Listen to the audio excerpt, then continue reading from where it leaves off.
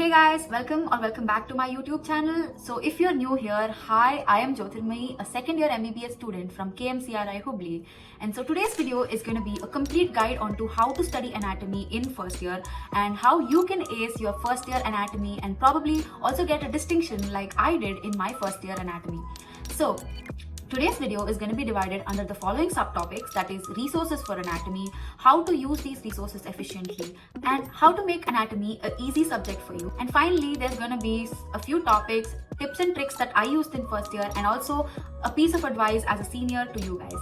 So without any further ado, let's get into the video. Firstly, talking about the resources. Before talking about the resources, I thought I would give you a gist of how anatomy is divided in first year. Anatomy is not just one subject. It is very vast and consists of many sub-subjects. That is, firstly we have gross anatomy, that is the major part of anatomy. Then we also have minors like histology, embryology and osteology. So all these four together constitute what is called as anatomy. So firstly, talking about these minor, let's get over with these minor topics. That is, for histology and embryology, there is this book called Indrabir Singh's Histology and Indrabir Singh's Embryology. I think these are the best books to refer. And histo and embryo, you don't have to break your head upon. It will be easy and you can study it. So histology, basically you can focus during the histology practicals and try to learn the concept that time itself. Also, I think colleges will provide theory classes for histology, so just attend them and make sure you know how to identify a slide, and that's how histology is going to go. Talking about embryology also classes will be taken for you guys in theory. So just attend those classes, learn the concept, and make sure you learn it diagrammatically with the help of diagrams. Embryology, in the beginning you might find it hard because you cannot really correlate, but at the end, when your gross is completed till the head and neck and neuroanatomy part, when you revise embryology once, you will definitely find an orientation for embryology, so do not worry much. For osteology, it's about the study of bones, right? So it's better you guys attend the osteo classes if you understand from the professor teaching you, well and good. If not, watch videos from Viva Voce of Anatomy and hold the bone in your hand and learn from it, so that pictorially and 3D learning is efficient for osteology. Osteology, basically you'll have it only for practicals in 5 marks. Also, a few questions might come in theory. So that's it for osteology, embryology and histology. Now let's talk about the gross, which is the major part. For gross anatomy, first let's talk about books. For books of gross anatomy, I would recommend you guys to use Vishram Singh over BDC, because Vishram Singh is easier to understand and it does have all the concepts covered. But only for the neuroanatomy, I would recommend you guys to use the neuroanatomy textbook, that is the part 4 textbook of BDC.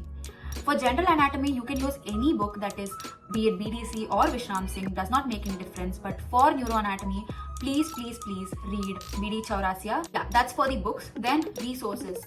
As I already mentioned in the previous videos, that there is Johari MBBS YouTube videos, then there is Essentials of Medical Sciences YouTube videos, then there is Dr. Najib sir's lectures. This is specifically for neuroanatomy. They are extremely helpful. Please do watch them out, because towards the end, when head and neck comes in, you'll be already very hectic, and neuroanatomy is a topic that usually people just skip, but I wouldn't recommend that. Please do study neuroanatomy also. It also carries a huge chunk of marks in paper 1. So as head and neck is already hard, to get those easy marks you have to read neuroanatomy. So watch Dr. Najib sir's lectures. They are really efficient and good for neuroanatomy.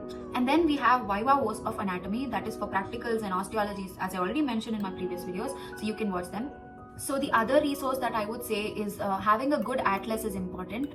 I would recommend the Netter's Atlas. You do not have to purchase the book, you get it online, the PDF, so you can download that. Just use Netter's Atlas for topics that you are not able to visualize, or you maybe have missed that dissection or anything of that sort. So the next thing we're going to talk about is how to utilize these resources efficiently. Firstly, I would like to say to everyone who's watching this, please start early.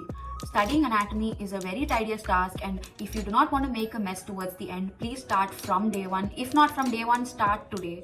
Whenever you're watching this video, just start from today. There is never a later, it's always today. Start from today. And so how to approach from the beginning? Firstly, I would recommend you guys, before reading the textbook, watch a lecture or attend class. That would make you have an orientation, and then when you read the textbook, it will become easier for you to understand. So if you are able to understand from the professor who's teaching you in college, well and good, just attend their classes, take down notes, and I've already made a video on to how to take notes efficiently, so you can check that video out and make proper notes. Then come back, take the textbook that you're reading, read the same topic on the same day from the same textbook, and whatever points you might have missed during the class and are there in the textbook, add those points into your notes, and this notes will serve as your sole revision notebook, and you do not have to go back to your textbook.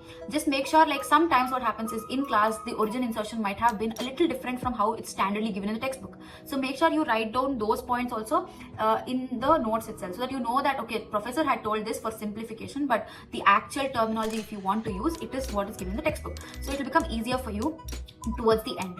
Suppose if you do not understand well from your professor who's teaching in class, then you have to do the second work, that is watch videos on YouTube. They're available. Take a topic, watch the video, then read the textbook, understand the concept, make again same thing. Whatever points were missed out maybe in the lecture, add them down, and your notebook is ready. So please put in efforts to make your notes, because at the end those notes only will help you revise. The next thing I would say is the most important thing. Anatomy equals to diagrams. Practice diagrams as many times as possible. See, practicing diagrams need not have to be a task, or you don't have to allot a particular time to it. Just imagine you have some free time. You just take a paper, scribble some diagrams. Firstly, you guys will have upper limb first, right? Obviously you will have general anatomy, and after that you will have upper limb. Upper limb, they start with pectoral region. So you're just sitting randomly, you have a tissue paper and a pen. Just draw the breast diagram, how the lymphatic drainage is. Just try to recall. And when you don't recall that, that's when you actually get that feeling that you have to revise it. Then go back and revise. So always keep diagrams on your fingertips. Always practice diagrams. It's very, very important. You have to obviously know how to label also. That's very, very important. Not only drawing diagrams, labeling is also very, very important. So if you know the diagram, basically you know the concept and you know the theory. So that's how it corresponds to. If you know the diagram and proper labeling, you can write the theory with the help of the diagram. You just don't need to study the theory all over again, right? So that's one really, really important thing. Practicing diagrams is key. My next thing would be, no matter how much you study, you will tend to forget some part. You cannot remember everything. So revision is key. You have to revise as many times as possible. So for this, the thing that I used is all the tests, the small minor class tests, periodic tests, unit tests that they kept in our college, I just utilized them as my source of revision. And I would recommend you guys to do the same. Please do not take these small tests lightly, as in, the marks do not matter. Yes, the marks do not matter, but they do serve as a source of revision. So if you're preparing for that exam, that basically means you're revising everything once. So make sure you utilize those exams. My next advice would be that when you're reading the textbook, after you're already made the notes or anything, and you feel like maybe I have to remember this point properly, then take a rough paper, just scribble that point till you understand it. So for example, for topics like brachial plexus, I'm just taking examples of initial days. When I used to find it hard, what I did was, between classes when there was time, I used to just turn the pages behind my anatomy notebook or any book in general, and it used to be like a rough notebook actually. At the end, I used to write I used to just write C6, C7, C8, T1 as roots, and then how the trunks are formed, and then how their divisions, and then chords, and then finally how the branches are and from where the branches come, and then I used to label it. So when I learned it in that way, it used to serve as a revision, and I used to memorize it. So it's very, very important for you to write and learn. This is my key advice. This is what worked for me. When I used to write, maybe I used to not actively read it, but then what happens is, in the exam, muscle memory does work. You might feel like you don't know the answer, but when you're writing in the flow, the answer will come to you. That is the magic of your brain. Muscle memory works. So do try out this. Towards the end, what you have to do, there should be a little change in game plan towards the end. Towards the end, use this book called RS book, that is Singi book, where you have all the important questions and previous year questions. Read them only, because from the starting you're already reading, you will know everything. But at the end, focus on the main topics, because you do not want to miss out on easy marks that you could have gotten by just understanding and reading it once again, the important topics, right? So please do read RS questions towards the end. Practice all the RS diagrams properly, because if that same question does not repeat in one form, it will repeat in another form. So diagram practicing is important, so that you know how to write it. Like, even though they ask a little different question, you will know diagrams to draw, right? So you will be able to fill pages and write the answer properly. So yeah, next is how to understand anatomy, how to make anatomy easy. First and foremost, and the most important thing I would say is, please pay attention in your dissection classes. Do not skip dissection classes. It is very, very important. That's my biggest advice as a senior. No matter if you skip theory classes, you can still cover it up. As I told, there are YouTube resources. But dissection, once you skip it, you will never get it back. The hands-on experience, you will never get it back. So firstly, do not skip dissection classes. Go attend every dissection class. Be curious. Make the most out of that 2-hour session. Always also discuss with your DT mates. find your group of people the way you study anatomy and discuss with them.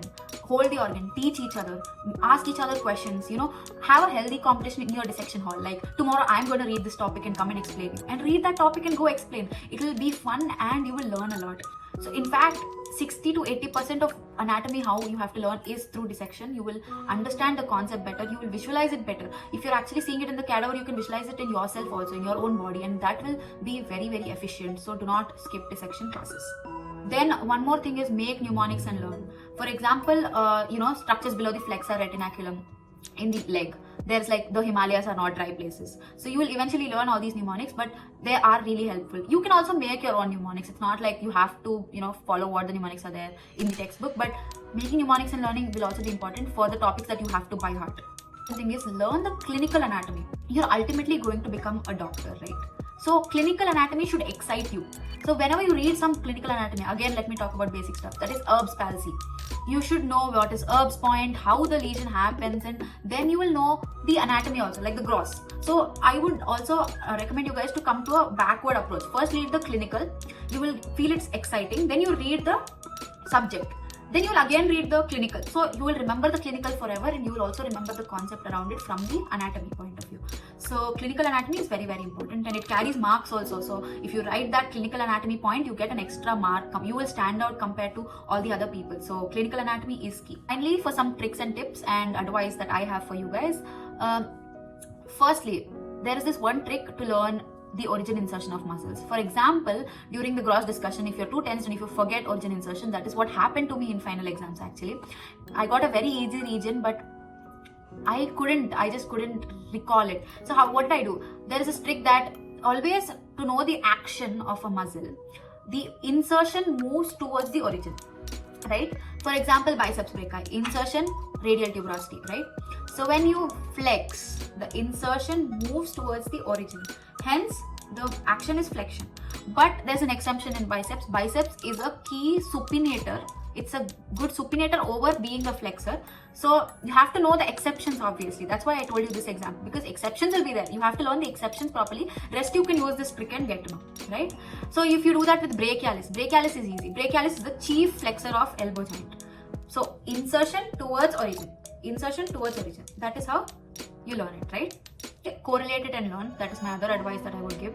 Always think of the clinical aspect and then learn the anatomy. It will become very, very easier for you. Next thing, it is hard. Anatomy is going to be hard, and if you find memorizing hard, then anatomy is going to be hard for you. Do not give up easily. Make sure you are consistent. Maybe today you read something and tomorrow itself you forget it, but do not just give up on that point like I'm not able to do anatomy. No, you can do anatomy. You've passed NEET exam and come here, bro. You will do anatomy properly. So do not give up at the starting, and don't be so overwhelmed. At the starting, it will be hard for you. For example, the first test you write, you might actually fail also. But do not just keep that in your mind and make anatomy your enemy or something like that, Anatomy is an easy subject. It's a beautiful subject if you learn it, because this subject you can correlate with your body and learn. So I don't think any other subject you can actually think of like my hand, okay, there's muscle, there's bone, there's feeling and all that, right? Then when it comes to, always do not think of concept. Ultimately, anatomy is memorizing and by hearting. Like, you can't always question why are there so many small muscles in the hand? Why is there adductor pollicis? Why is there this? Why is there that? You can't always find why, but so that's why you have to memorize, and to memorize, make mnemonics and memorize, right? Next, my advice would be that discuss, teach, and read with your friends.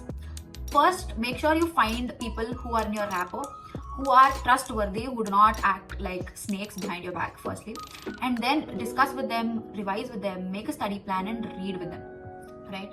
So that will help you, because once you have a two-way conversation about anything, when a person says it to you in a certain way, maybe the word you might not remember, but the situation you'll remember, and that will help you recall what you were studying. So that's why I'm telling you, revising with your friends, with your peers is very, very important for anatomy especially. When you discuss that way, certain points you will recollect. My final anatomy advice would be that study anatomy as it comes. Do not pile your anatomy up. When you keep piling that up, towards the end it will be so overwhelming that you will tend to give up. So please study day by day. Every day you study something at least from anatomy. Keep an orientation in your head. Like what is actually happening, you should have like an orientation in your head, so that it will become easier. Maybe you don't remember every single point from that, but you should at least know the outline of what is happening, right? So that's it. I hope you found this video helpful. I hope I've covered everything that you guys want. If you have any more questions, you can do comment down below. And that's it, guys. Thanks for watching.